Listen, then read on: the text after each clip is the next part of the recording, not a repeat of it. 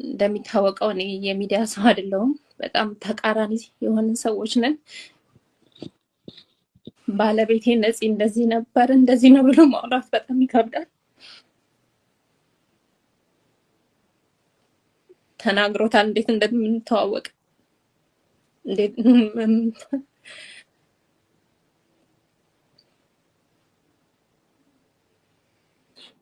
የኔ ህይወቴ ነበር፣ ጓደኛዬ ነበር።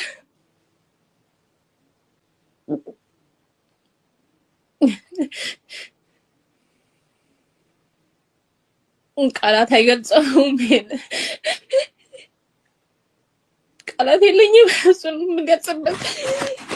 ሰላም ሰላም ውዶቼ፣ ዘመዶቼ፣ ወገኖቼ እንደምን ናችሁ? ሰላማችሁ ብዙ ይበልልኝ። ደህና ናችሁ አላችሁ? በነፃነት ወርቅነህ ቤተሰቦችና በሚስቱ ላይ ትንሽ አስተያየት እንደኔ እንደ ግለሰብ ነው። እኔ በጅምላ አልመራም። ሆ ካለው ጋር አብሬ ሆ አልልም፣ ኖ ካለው ጋርም አብሬ ኖ አልልም። የመሰለኝን ለራሴ ህሊናዬ የሚለኝን እነግራቸዋለሁ። በሶስት ነጥብ አንስቼ ማለት ነው። በእኔ በኩል በመጀመሪያ የነፃነት ወርቅነህ ሚስት በሙሉ ለሙሉ ጥፋተኛ ነሽ። በቃ ለባልሽ ካልደከምሽ፣ ለባልሽ ካልለፋሽ፣ ለባልሽ ካልሮጥሽ፣ ለባልሽ ካላጠቀሽ፣ ለባልሽ ፕሮቶኮልሽን ጠብቀሽ ከሆነ ለቅሶ የምታለቅሽው፣ ሰው ምን ይለኛል ብለሽ አፍሽን እንደዚህ አፍነሽ ከሆነ የምታለቅሽው፣ አንቺ ድንጋይ ነሽ ማርያምን። ምክንያቱም አንቺ ጥፋተኛ ነኝ ብለሽ እንደማለት ለብር ሲሆን ወተሽ አለቀሽ። እሱም ለቅሶ የለውም እንባ የለሽም። ንፍጥሽን ነው በሶፍት የተናፈጥሽው እንዴ! በጣም ይከብዳል። የባል ሞት ይከብዳል፣ ከምንም በላይ ይከብዳል። የባል ሞት እንኳን አይደለም ለመቆም እንደዛ ፕሮቶኮል ለመረን እንጨት ፕሮቶኮል ስትጠብቂ ገርሞኛል። እኔ አዝኛለሁ፣ በጣም ደንግጫለሁ። እንደዚህ ይደረጋል እንዴ ብዬ የልጆችሽ አባት ማለት ነው። ከዛ በተረፈ ደግሞ እነሱ ስለደበቁ አትፍረዱባቸው። ልጆች ስላሉ እሱ የከፈለው መስዋዕትነት እንዲቀጥል ፈልገው ነው። በእኔ አስተያየት ነው፣ በማንም አይደለም። ወጥተው እነሱ የተናገሩት የደበቁላቸው እሷ ታውቀዋለች፣ ቤተሰቡ ያውቀዋል ነው ያሉት አይደለ? ይተዋወቃሉ ማለት ነው እነሱ። እቺ ልጅ ያደረገችው ሚሚ ወጥታ ያደናገረችው ንግግር ቆርቁሯችሁ ከሆነ ማንም ሰው ለስጋው የሚያረገውን ነው ያረገችው። ማስረዳት ነበረባት። እሷ በተተናገረች የሚረዱ ከሆነ ኖ ወንድሜ መስዋዕት የከፈለባቸውን ልጆች ሲራቡ፣ ሲታመሙ፣ ሲታረዙ ማየት አልፈልግም ብላ አድርጋለች። ጎበዝ፣ ልትመሰገን ነው የሚገባት ሚሚ። እግዚአብሔርን ልትመሰገን። ኮሚቴው በድሏቸዋል፣ እንዲያለቅሱ ተከልክለዋል። የሞተበት ቤት ውስጥ ሄደው ሀዘናቸው ሀዘን እንዳይሆን ተደርገዋል። እንግዲህ ከስር ሚሚ አሁን ከለቀቀችው ቪዲዮ ስር ግቡና ተመልከቱ። በእውነት በጣም የሚዘገንን ኮመንቶች አሉት። እኛ ነበርን፣ በጣም ያሳፍራል። እንኳን ወተሽ ተናገርሽ፣ እኛ በጣም አዝነናል። ሲያረጉ የነበሩት እናትና ልጅ በጣም የሚያሳፍር ነው። ሰው የሞተባቸውም አይመስልም ነው ያሉት። እናንተ አስተያየት ሰጪዎች በጅምላ አትሂዱ፣ ቆም ብላችሁ አስቡ። መጀመሪያ የቀብሩ ዕለት እሷ አፏን ሸፍና ስትቀመጥ እናትየውን አይታችኋል ወይ? የእሷን እናት አይታችኋል? እኔ የመሰለችኝ ዝም ብላ ለቅሶ ቀብር የተቀመጠች አጠገቧ መስሎኝ ነበረ። ልጁን ስትከለክል የነበረችው እናትየው ናት ሲሉኝ ግርም አለኝ። እናትየው ምንም የሆነ እቃ የወደቀባትም አትመስልም። ሰራሃ እቃ የወደቀባትም አትመስልም። ከልጇ ጎን ቁጭ ብላ እሷ አፏን ሸፍና ተቀምጣለች። እናትየውም አፏን ሸፍና ጸጥ ብላ ወደዛ ወደዚህ እያለች እንዲህ እያለች ታያለች። እንደውም አስናቀ ሲናገር ፊቷን ሪያክሽኗን ተመልከቱት። እያጣጣለችላ ነበር። ግን ይሄ ሁሉ ግፍ እኔ በቴሌቪዥን ያየሁት ግፍ እነሱ በአካል ምን ያህል ደርሶባቸው እንደሆነ ሳስበው በጣም የተሾክድ ነው የሚያደርገው። ማርያምን መጀመሪያ ሰውን ለመንቀፍ ስትፈልጉ ከቀብሩ ተነስታችሁ በደንብ እዩ ያለውን ሪያክሽን። ኢቨን አፈር ልጁ መጥቶ አፈር እንዲያለብስ ሲደረግ እሷን አፈር አልብሺ ሲሏት በግድ ነው ጎትተው አፈር እጇ ላይ አድርገው በግድ እንደዚህ ብለው እጇን ይዘው እንደዚህ ብለው ያስበተኗት። ማርያምን ተመልከቱ። አልሄድም ብላ ጎትተው ነው ያመጧት ወደዚህ። ይሄን ያህል እውነት ይከብዳል ለልጆች አባት። በእውነት በጣም ነው የከበደኝ እኔ ለልጆች አባት ይሄን ያህል አሬ ይከብዳል። ያባል ሞት ማርያምን የምትወደው ቢሆን ኖሮ ይከብዳት ነበረ፣ ግን አትወደውም። በእኔ በኩል አትወደውም ባይ ነኝ። ምክንያቱም እኔ ሀዘኑን ስለማቀው አትወደውም። በቃ 100% አትወደውም። ብትወደው እንደዚህ አይነት ሪያክሽን አታሳይም። ገንዘብ ምን አባቱ የሰው ልጅ እኮ ይበልጣል፣ የልጆች አባት ይበልጣል ብትል ነበረ ሰው ሁሉ ሊገርመው የሚገባው። እሷ ግን ሳቱል ሳታድር ወጣ በቪዲዮ መግለጫ ስትሰጥ እኔ ተጎድቻለሁ፣ ልጆቼን ላሳድግ፣ እንባም የለ ማስመሰል፣ ንፍጧን በሶፍት ጠረገች። አንድ እንባ የላትም። ተመልከቱት፣ ግቡና መጀመሪያ ሰውን ለመኮነን በደንብ ማረጋገጥ መቻል አለብን። በደንብ እግዚአብሔርን ነው የምላችሁ። እነዚህ ሰዎች የግፍ ጥግ ስላዩ ነው የወጡት። ሀዘናቸው ቅጥ ሲያጣ፣ ማልቀስ በቃ ሲያቅታቸው፣ መናገር ሲያቅታቸው፣ ቁጭ ሲያንገበግባቸው፣ እንቅልፍ ሲነሳቸው፣ ወንድማቸው ነው የሞተባቸው፣ አብሮ አደጋቸው ነው የሞተባቸው፣ ስጋቸው ነው የሞተው። በቃ ግፉ በጣም ሲፈስባቸው እኔ ለገንዘብ ነው የሚል ነገር ለገንዘብ አይደለም። ማርያምን ያስታውቃል። በጣም ተጸጽተዋል። ወንድማቸው እንዳይጠጣ እየዞረች ነግራለች።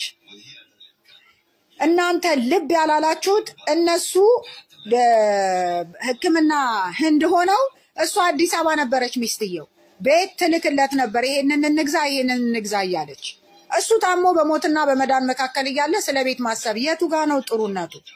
እስኪ ተመልከቱ። ለማረጋገጥ በቂ ቀላል ነው። ኢትዮጵያ ያላችሁ ሄዳችሁ ማረጋገጥ ቪዲዮ። እሱ አሁን አስፈላጊ ከሆነ ቪዲዮ ማውጣት እችላለሁ ብላለች። አለ መረጃ ሳይኖራቸው አልወጡ። ብዙ መረጃ አላቸው። ብዙ የድምፅ ቪዲዮ አላቸው። የድምፅ ቅጂ አላቸው። ብዙ ነገር አላቸው። ስለዚህ ከተጎጂ ጎን ብንሆን፣ እውነት እንድትሆን ብናረግ፣ ሐሰተኛውን ለምን እንደዚህ ያረክ ብለን መጠየቅ ብንለምድ፣ ትክክለኛ ሰው ብትሆን እንደዚህ አታረግም። ገንዘብ ስታገኝ ነው እነሱን የምታመነጫጭቃቸው። እስከምታገኝ ዝም ብላ አልፈልግም ወተሽ ስለኔ እንዳትመሰክሪ አትላትም። ግን ስትመሰክር ጸጥ ብላ ከዛም በኋላ አሁን እናንተ የምትሰድቧት እኔ አሁን ወተሽ ይቅርታ ጠይቂ ምናምን እያላችሁ ሐረካት የምትፈጥሩት ሴቶች የእሷ አንጃ ግራንጃዎች እንደሆናችሁ ይሰማኛል። የነፃነት ወርቅነህ ቤተሰቦች መውጣታቸው ክፋት የለውም። ምክንያቱም አይለመን፣ በወንድማችን ስም መለመን ይቁም። አስናቀ የለመነበት እንደሆነ የታወቀ ነው። ሰይፉ በኢቢኤስ ላይ ወጥቶ እርዳታ ጠይቀን በስሙ አንድ ፋውንዴሽን እንከፍታለን አለ። አንድ በሉ ይኸውላችሁ፣ እሱ በስሙ መጠቀም እንደሚፈልግ ዝም ብላችሁ ካዳመጣችሁኝ በስሙ ፋውንዴሽን መክፈት ይፈልጋል። አንድ በሉ። ላይብረሪ መክፈት ይፈልጋል በስሙ። ሁለት በሉ። እንደገና በስሙ ደግሞ ለህፃናቶች የግጥም መድበል መማሪያ፣ የግጥም ጽሁፍ መማሪያ መክፈት ይፈልጋል። 3 በአንድ ጊዜ እነዚህን 3ቱን ማድረግ ፈለገ። ስለዚህ በዚህ ስም እየሄደ በየድርጅቱ በቤተሰብና በዚህ በሟች አስናቀ ስም ለምኖ እሱ ጎተራውን ለመሙላትና ኪሱን ለመሙላት ፈልጎ ነው። ስለዚህ አንፈልግም ካሉ ቤተሰብ ዴፊኔትሊ ማንኛውም የእርዳታ ድርጅት በአስናቀ ስም በሚሄድ የእርዳታ ጥየቃ መስጠት የለባቸውም። የተሰጠም ካለ መልሱ ብለው ማስመለስ ነው ያለባቸው። እግዚአብሔር ይስጠው። 3 ሚሊዮን ብር የሰጠው በቂ ነው። ሐውልት ተሰርቷል። 80 ወጥቶበታል። የሚሰጥ ለእርዳታ ተሰጥቷል። የቀረው በሱ አካውንት በሚስትየው አካውንት ገብቷል ተብሏል። በቃ ከዚህ በላይ ምን ተፈለገ? ለምን መለመን አስፈለገ? ለምን እሱ መልከስከስ አስፈለገ? ለምን እኔ ነኝ ጀግና እኔ ነኝ አንበሳ ማለት አስፈለገው? ይሄ አስናቀ የሚባለው ጦጣ በጣም ነው የሚያናድደኝ። ጦጣ ነህ አንተ ቆሻሻ። በወይን ጓደኛዬ ካልክ ጓደኛህን አንግሰው። ጓደኛ ነን ካልክ የጓደኛን ጥጋ ሳይ። ጓደኛ እኮ እየታወቀ ነው። ጓደኛ አንዳንድ ጓደኛ ምሶ ይቀብረሃል፣ ልክ እንዳንተ አይነቱ። አንዳንድ ጓደኛ ደግሞ አንተን ከፍታ ነው የሚወደው። በትክክል ብትወደው ኖሮ መኪና የለውም ቤት የለውም ብለህ ወጥተህ ከምትናገር ተው። እየሰራህ አይደለ እንዴ? እንደዚህ አድርግ ወንድሜ። እንደዚህ እያደረክ አይደለ እንዴ? ጓደኛ ያረባክህ እንደዚህ አድርግ። እስኪ የሆነ ሳንቲም ካለ እዚህ ቦታ እንደዚህ ለምን አንገዛም፣ እንደዚህ ለምን አናረግም ብለህ አቅጣጫ ለምን አላስያዝከውም? አንተ የተማርክ ነህ፣ ፕላን የምታወጣ ሰው ነህ። እንግዲህ የተማርክ ብትሆን ነው ፕላን ምናምን ዲዛይን የምታወጣ የመንገድ ፕላን መቀያሽ ምናምን ከሆንክ የተማርክ ነህ ማለት ነው። የተማረ ሰው ደግሞ ጓደኛውን እንዳይጠጣ ወደ ተሳሳተ መንገድ እንዳይሄድ ይጠብቀዋል እንጂ እየጠራህ አጃ ግራንጃህን እያጠጣኸው እየጠጣ ገንዘብ እንዲከፍልልህ ስለምትፈልግ ጅልነቱን ተጠቀምክበት። አሁን ያ ስለቀረብህ ነው ከአስናቀ የምትባለው ከነፃነት የምታገኘው ጥቅም ስለቀረብህ ነው እብድ ያልከው። መሰረት ወርቅነህ ነኝ። አንድ እውነት ድጋሚ ልነግራችሁ ፈልጋለሁ። እኛ አሁን ከተናገርነው ጥቂቷን የተናገርነው። ምክንያቱም በጣም ብዙ የተቃጠልንባቸው በጣም ብዙ ያዘንባቸው ነገሮች አሉ። በለቅሶ ላይ ብዙ ነገሮች አልፈናል፣ ብዙ ችለናል፣ ብዙ አድርገናል። እኛ ያሳደገችን እናታችን ምግብ አብልታ ነው የምትገርፈን። እኛ ስንቀጣ መጀመሪያ ነገሮች ተስተካክሉልን ነው የምንደረገው። እኛ ጨዋን ያሳደገን በክብር ነው ያደግነው። ድሃ ብንሆንም በድህነት ብናድግም እግዚአብሔር ይመስገን የማንንም እጅ ሳንፈልግ ማንም ሳናስለቅስ በህይወት ዘመናችን እዚህ ደርሰናል። እና እውነት ለምንድን ነው የመረራችሁ? እውነት ነው። እኔ አሁን እንድትረዳ ፈልጌያለሁ። ምክንያቱም ወጥቼም አዝናለች ብያለሁ። በዛ ለቅሶ ላይ በነበርን ሰዓት እኮ ስልኳን ዘግታ በእናቷ በኩል ስልክ ሲደወል እኮ ማናገር እኛን እንኳን ማፈር አቅቷት ነበረ ይች ልጅ ማለት ነው። ይሁንላት። ምክንያቱም ሀዘን በግድ ዘኝ ማለት አይቻልም። እንደው ምክንያት እየፈለገች እኛን ሁላ ማስለቀስ ነበረባት። እኛ እየተደበቅን እዛ የሰራተኛ ክፍል ስናለቅስ፣ እሷ ግን በቃ ሌላ ታሪክ ላይ ነበረች። በጣም ሌላ ታሪክ፣ ብዙ ታሪኮች ነበሩ። ግን እኛ አሁንም ቢሆን ወንድማችንን ያጣ ነው። እሱ ደግሞ ያግዛ። እሱ ለገንዘብ ግድ የላቸውም ነበረ። እኛ እውነት በገንዘብ ነው የታጠው። ይሄው መስቀላችን፣ ክርስቲያኖች ነን፣ ደም የፈሰሰበት መስቀል ነው። ይሄው በጌታ በኢየሱስ ክርስቶስ ስም እንምላለን። አንድ ገንዘብ፣ አንዲት ብር፣ ሌላው ቀርቶ 30ና 40 ሲደገስ ለገንዘብ እንስጥሽ ወይ ሲሉኝ ነው እኔ አልፈልግም። እኔ በራሴ እስከ ህይወት ፍጻሜ እስካለው ድረስ ለወንድሜ አላንስም። ባጣ ቆሎ እሰጥለታለሁ፣ አልፈልግም ነው ያልኩትኝ። እሷ ግን ሁሉን ነገር ከኮሚቴው ትጠብቅ ነበረ። ብዙ ነገር ራሱ ከሄደ በኋላ ውስጥ እዛ ብር ከተሰበሰበ በኋላ ራሱ እዛ እስቲ ልካ እንኳን ለዚህ ልጅ ነፍስ ይማር አላስባለችለትም። ሁሉን ነገር ከኮሚቴ ይጠብቁ ነበረ፣ ያደርጉ ነበረ። እነሱ ገንዘብና ገንዘብ ብቻ ነው ፍላጎታቸው የነበረው። ለዚህ ነው ኮሚቴውን ይዘው የነበረው። ኮሚቴዎቹ ደግሞ እንግዲህ አላቅም ምን እንደሆነ ችግሩ ብቻ አላቅም። እነሱ በሙሉ ይሄ ልጅ በህይወት ተከፍቷል። ከዛ በኋላ ደግሞ እኛ በህይወት ያለን ሰዎች ነን፣ ነፍስ ያለን ሰዎች ነበር። እዛ ጋር ነገሮች ሁሉ ሲደባበሱ ነበር። ለምን ይሆናል? ለምን ይደረጋል? እኔ ይሄ ልጅ ነፍስ ይማር አላለችውም። አትቀብርም ብያለሁ። አትቀብሪያትም እዚህ ብዬ በስንት መከራ ነው እሺ ብዬ ለስለስ ብዬ። ምክንያቱም ሌላ ሰው ቢሆን ኖሮ እነዚህን ሰዎች ደብድቦ ነው ከዛ የሚያስወጣቸው የነበረው። እኛ ግን ጨዋን ያሳደገን ግን ከአቅም በላይ እኛ አሁን ብዙ መናገር ማንፈልጋቸው እነሱን ሰው ጥንብር ኩሳቸውን የሚያደርግ ክፉ ነገሮች የሰሩ እዛ ተቀምጠን በሀዘናችን ጊዜ ያየናቸው በጣም የሚያስጠሉ ቆሻሻ ነገሮች አሉ። ድመት እንኳን ሰው ሞተበት፣ ድመት እንኳን የድመቴ ብትሞትብኝ በጣም ነው ማዝነው። የሰው ልጅ ነው የሞተው፣ ደግ ልጅ። እኔ እንደው ቢቸግረኝ ማለት ነው ሌሎች ጓደኞችን እንዴት ነው ነፂ፣ መቼም የቤቱ ነገር አላቅም፣ ይሄ ሰው መጥፎ ነው እንዴ? ለነዚህ ሰዎች ምንድነው የሆነው ብዬ እነሱ እያለቀሱ ነው የመለሱልኝ። አረሱ ሰው እኮ አይናገርም ብለው ነው ያሉትና በጣም የሚያሳዝን ታሪክ ነው። እናንተ ግን ማንም የዓለም ሕዝብ ፊቱን ቢያዞርብኝ እኔ ወንድሜን እንደገደልኩት ነው የሚሰማኝ። ምክንያቱም እዛ ጋር ጥሩ ናት ብያለሁ፣ ግን ጥሩ ናት ያልኩት ለሷ ነው። ታውቃለች ጥሩ እንዳልሆነች። እኔ አመሰግናለሁ እንኳን ፊቴ ማየት ራሱ አልቻለችም። እናውቃለን እንዴት አይነት ህይወት እያሳለፈ እንደነበረ ይሄ ልጅ መተኛቱ። እኔ ብዙ ቪዲዮዎች አሉኝ ነይ ተብዬ እዛ በየቦታው ተኝቶ ጸጉሩን ሲቆረጥ እንኳን ለዛች ደቂቃ እንኳን እንቅልፍ ተኝቶ ሰውየው እንዳይሞትብኝ ነይ ብሎ ብዙ ፎቶዎች አሉኝ። ስቲም ቤት ሆኖ ተኝቶባቸው ሄጄ እስኪነሳ ጠብቄ ይሄ ልጅ ያወጣሁት ብዙ መከራ ብዙ ሀዘን ነው ያሳለፍ ነው። ይሄ ልጅ ግን እግዚአብሔር ፈርዶለት እኔ ግን የወንድሞቼ ልጆች እንዲጠቀሙ ብዬ ይሄንን ብያለሁ። አዎ ብያለሁ። ሁለት ምላስ ማለት ምን ማለት ነው? እኔ መጥፎ ናት ክፉ ናት እንዴት እላለሁ? ወጥቼ አልልም። ግን አሁን በጣም ድራማ ሲበዛ በጣም ያስጠላል፣ በጣም ያስከፋል። ይሄ ልጅ እኮ የሞተው አዝኖ ነው፣ ተከፍቶት ነው። እኛም አልተረዳነውም።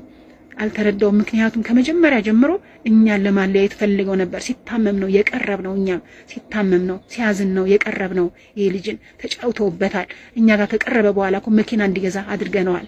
ይሄ ልጅ ብዙ ነገሮችን ቀዳዳዎችን እየሸፈነ ህይወትን ለማሸነፍ ፈልጎ ነበረ፣ ጓጉቶ ነበረ። ግን አሁን በሞቱ ላይ ሲሳለቁበት በጣም ነው የሚያሳዝነው። እንዴት ይሄንን ማስተዋል አቃታችሁ? ትልቅ ሚዲያዎች እንዴት ይሄንን ልጅ በሚዲያ ላይ የነበረ ፊቱን ከሰል እየመሰለ የኛን መከራ ሐዘንን ለቅሶን እንዴት ልትረዱ አላሰባችሁም? ይሄ ልጅ ሚዲያ ላይ እኮ ፊቱ እሳት ከሰል እየመሰለ የነበረውን ምን የሚያስደብቅ ነገር አለ? ይሄ ልጅ ሰላም እንደሌለው ያስታውቅ ነበረ። ከኛ ጋር የነበረውን ጊዜያቶች ጥሩ ነበሩ። ይሄ ልጅን እንዴት ነው ልትረዱት ያልፈለጋችሁት?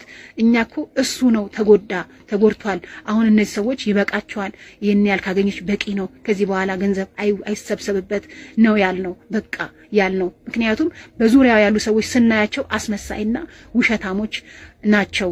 እና ይሄን ልጅ እንደገና ከሞቱም በኋላ በስሙ ሊጠቀሙበት ስለፈለጉ ነው። ስራውን ሊወርሱ ስለፈለጉ ነው። ነገሮችን ሁሉ ከስር እየተቀበሉ እኛን አለያይተው እኛን ዞር በሉ ብለው እሷን ይዘው ውክልና ይዘው እኛን ለማዋረድ እኛን ለማድረግ እየፈለጉ ነው። ማንም ወንድ ቢሆን ማንም ይሄ እኮ ደማችን እኮ ነው፣ ስጋችን እኮ ነው። ይሄ ልጅ ከፍቶት እኮ ነው ይሄ ነው ብሎ ከልቡ ሳይናገር የሞተ ልጅ እኮ ነው። እና ይሄ ማለት ምንድነው? ሰውን አላስተኛ ማለት። ይሄ ልጅ እኮ አሁን የቀኒኒን አባት አለ። ይሄ ልጅ እኮ ዱላ አላረፈበት እንጂ ነፍሱን ስጋውን ሁሉ ሲቦጫጭቁት የነበሩ ሰዎች ናቸው።